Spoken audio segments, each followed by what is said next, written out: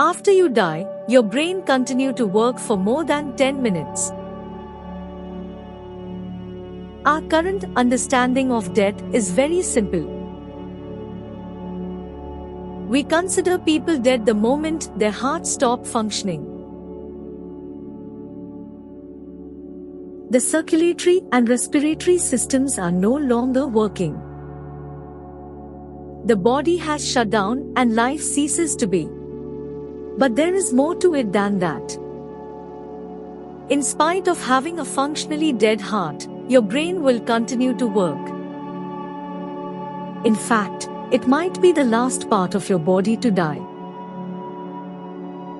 Moments before death, your brain receives a surge of electricity. No one knows why it happens. It also begins to lose oxygen.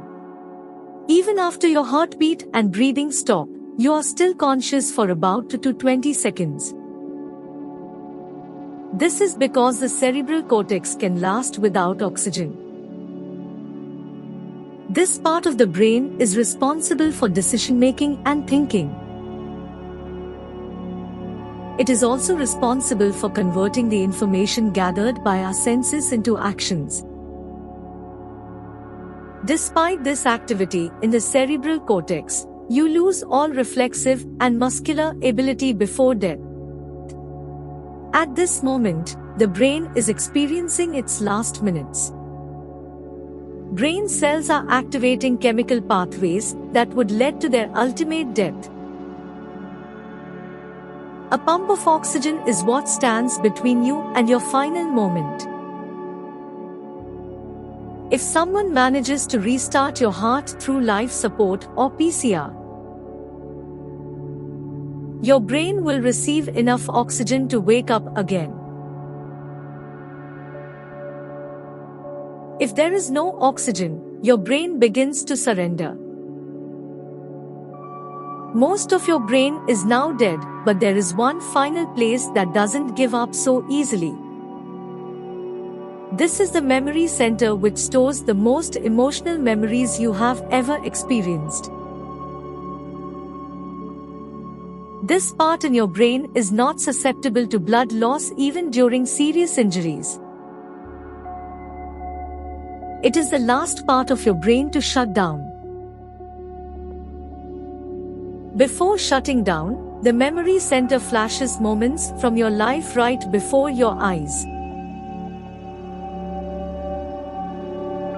When doctors turned off life support for terminal patients declared clinically dead, the brain appeared to be active for more than 10 minutes.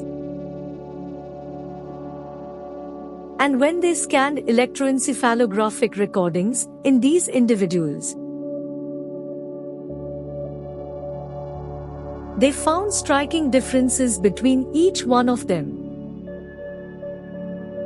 This probably means that every one of us will go through a unique experience when we die. After 48 hours of death, more than 1,000 genes are still working in the body. Some of these genes are highly active, and they have very important functions. Firing up the immune system, stimulating the inflammation, and counteracting stress. But some of these genes are only switched on during embryonic development.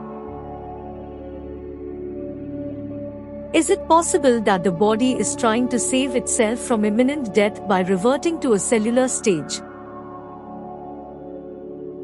Some of these, however, promote cancer growth. Why would the body initiate cancer growth even 2 days after death? What is the purpose of promoting cancer in a dead body? Mysterious indeed. It is possible that our understanding of death is false. Is it ethical to pronounce people dead when some parts of their body are still working? And what does this mean for those whose organs are donated immediately after death? Should we be more careful when conducting autopsies on dead bodies? Only more time and more research will reveal this to us.